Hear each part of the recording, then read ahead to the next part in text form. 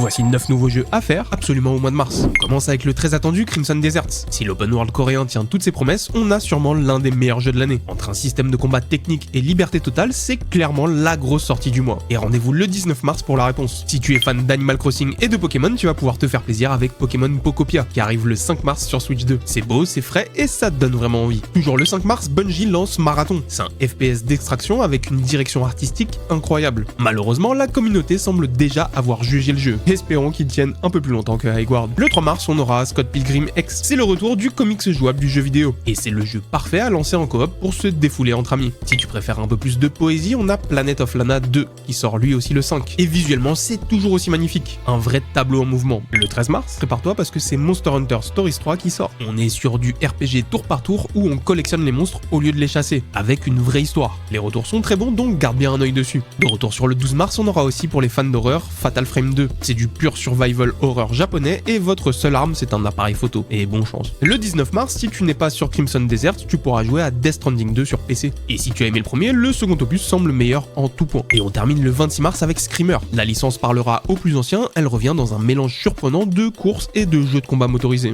Évidemment, ce ne sont pas les seuls jeux qui sortent en mars, dis-moi en commentaire c'est quoi le titre que tu attends le plus. Et n'oublie pas de t'abonner. Peace.